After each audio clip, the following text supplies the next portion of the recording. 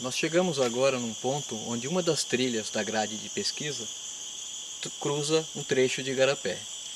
A partir desse ponto, nós vamos marcar nossa parcela aquática permanente com o uso de uma trena. Sempre é aconselhável sair do efeito direto da passagem de pessoas pela trilha, marcando esse trecho 10 metros rio acima, de forma que a gente não tenha a perturbação aqui local. E é isso que nós vamos fazer agora.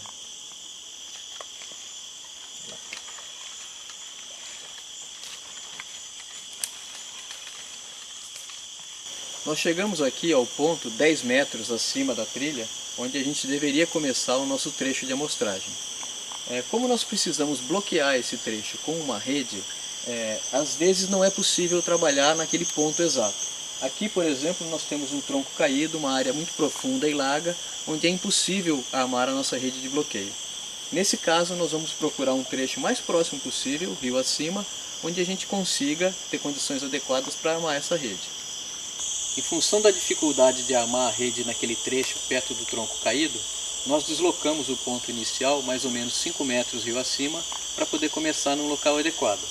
A partir daqui, nós vamos esticar uma trena de 50 metros, acompanhando o leito do igarapé. E é importante fazer isso caminhando pelas margens e não dentro do igarapé, para evitar a perturbação no substrato e evitar que os peixes sejam afugentados por essa movimentação toda. Depois de determinar exatamente o nosso trecho de 50 metros de igarapé, é importante anotar as coordenadas geográficas referentes a esse ponto. Também é importante notar que muitos GPS antigos não funcionam bem dentro da floresta. Então é importante ter um aparelho que possibilite esse registro adequado. Antes de instalar a rede de bloqueio no trecho inicial do igarapé, nós temos que fazer uma série de medidas de largura, profundidade e composição do substrato. Algumas dessas medidas vão ser usadas para o cálculo de vazão do igarapé depois.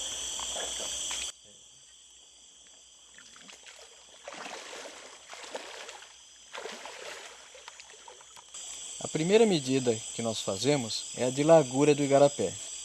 Ela é feita de margem a margem, tomando como referência a linha d'água. É importante medir essa largura adequadamente para que a gente possa fazer um cálculo de vazão bastante preciso para as análises posteriores. O próximo conjunto de medidas a serem feitas é de profundidade do igarapé e de composição do substrato. Para isso, a gente divide a largura do igarapé em 10 partes, onde vão ser marcadas as medidas de profundidade e composição.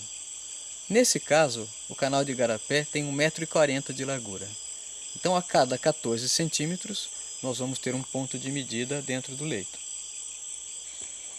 A cada 14 centímetros, nós vamos fazer simultaneamente medidas de profundidade do leito do igarapé e do tipo de substrato que é tocado pelo bastão no fundo do leito. As medidas de profundidade e tipo de substrato são anotadas numa planilha de campo específica que nós já trouxemos pronta para que possamos fazer essas anotações. Os tipos de substrato que compõem o leito do igarapé são classificados em 14 categorias diferentes. Uma lista e uma definição dessas categorias pode ser encontrada no site do Projeto Igarapés ou do PPBio. Nesse caso, nós encontramos os substratos areia, liteira grossa, liteira fina e tronco. A próxima medida a ser feita é a de velocidade da correnteza.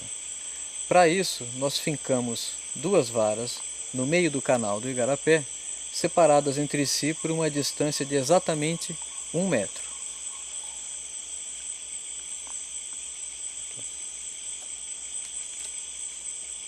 Em seguida, com um objeto flutuador feito de espuma, nós cronometramos o tempo que esse objeto demora para percorrer essa distância de 1 metro. Essa medida é feita 3 vezes em sequência, para que possa ser calculada a velocidade média da correnteza nesse trecho.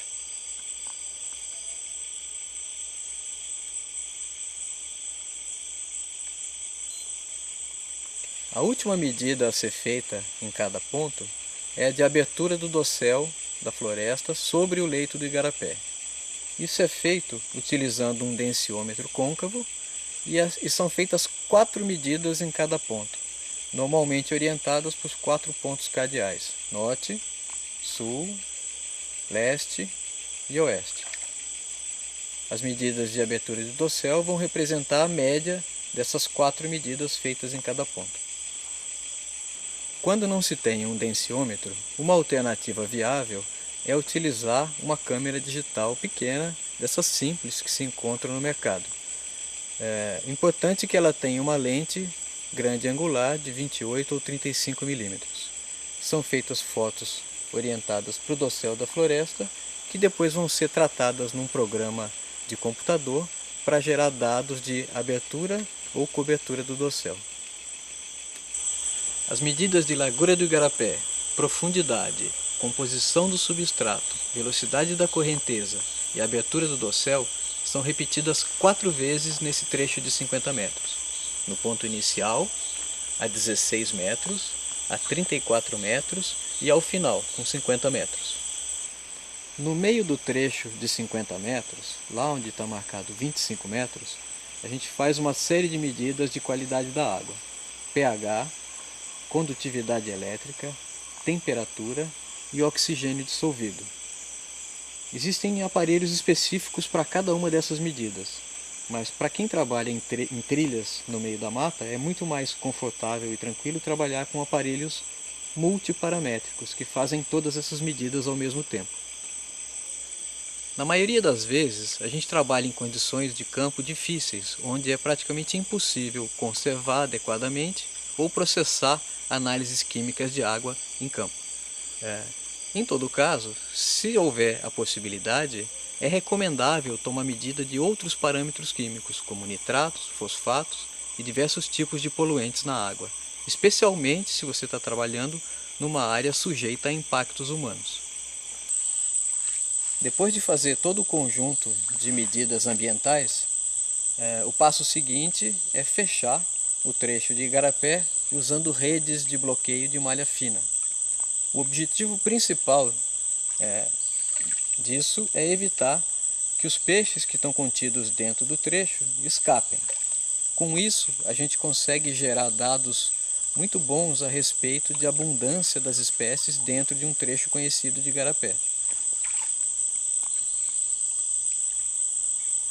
A rede é fixada tanto nas margens quanto no fundo do igarapé para evitar que os peixes escapem ou por baixo da rede ou saltando por cima dela.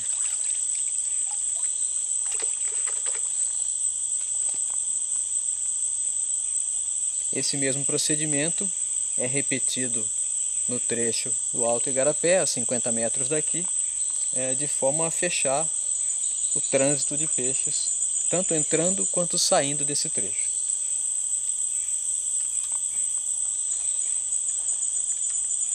E agora nós vamos repetir esse procedimento lá no trecho de 50 metros, lá no extremo oposto. Depois de ter feito as medidas ambientais, de ter bloqueado os 2 trechos do igarapé, a gente passa para a fase de amostragem de peixes. Nessa fase, para igarapés de primeira a terceira ordem, até uns 5 metros de largura, a gente utiliza 3 coletores durante 2 horas. Esse esforço é suficiente para amostrar bastante bem a diversidade e a abundância de peixes nesse trecho de igarapé. Durante as coletas, uma estratégia importante é começar a se movimentar no sentido rio acima. Isso faz com que a gente esteja coletando sempre em ambiente de água limpa, onde é mais fácil perceber os obstáculos, a presença de peixes e a efetividade dessas coletas. Para mostrar adequadamente a fauna de peixes de igarapés, é importante utilizar mais de um aparelho de coleta. Uma rede pequena de malha fina, manejada por 2 pessoas, é muito eficiente para coletar peixes que nadam rapidamente na coluna d'água, como as piabas. Isso permite que a gente tenha uma amostragem muito boa dentro do canal do igarapé. Outro equipamento importante para a coleta de peixes em igarapés é o pulsar ou o rapixé, como é conhecido regionalmente. É uma rede de mão que é utilizada para explorar ambientes menores, os bancos de folhiço, bancos de areia, e outros microhabitats que são ocupados por peixes de diferentes tamanhos e hábitos. A combinação desses dois equipamentos, rede de arrasto e os poçás, permite uma cobertura muito boa de amostragem no igarapé. Os bancos de liteira submersa são ambientes que abrigam muitas espécies de peixe. Algumas delas vivem bem próximas à superfície do banco, outras vivem profundamente dentro do banco de folhiço. Então é preciso, ao amostrar esses ambientes, explorar tanto a camada superficial como aquelas camadas mais profundas. Outro ambiente que parece inicialmente pouco importante ou pouco promissor são os bancos de areia.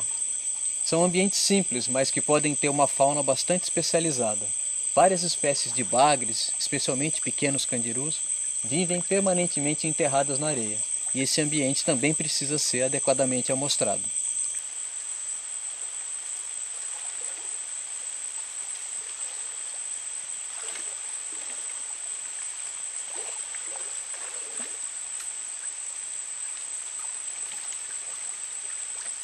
Durante as coletas, cada um dos coletores leva consigo um saco plástico onde ele vai acumulando os peixes coletados.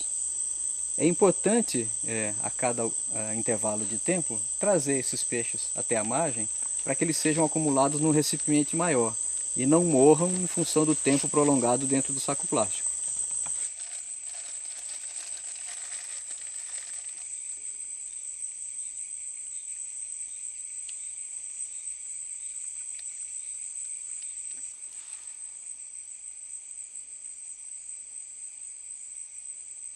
Em muitas situações, é importante manter um lote de exemplares como testemunha do estudo feito no igarapé. Para isso, é importante preservar esse material adequadamente. Os peixes coletados devem ser sacrificados com uma dose letal de anestésico, normalmente eugenol ou óleo de cravo, que é comumente encontrado em farmácias. Depois de sacrificados, esses exemplares são fixados em solução de formol e levados para o laboratório, onde eles vão ser lavados, triados, identificados e transferidos para frascos com álcool a 70% numa coleção de referência. No entanto, em unidades de conservação ou em sítios de pesquisa de longa duração, não é apropriado sacrificar repetidamente os exemplares de peixe de um mesmo trecho de igarapé. Nesse sentido, depois de conhecer adequadamente a fauna, é possível elaborar alguns guias simples de campo por meio de fotografias coloridas que vão permitir que os peixes sejam identificados em campo e devolvidos vivos por igarapé, sem a necessidade de sacrificá-los.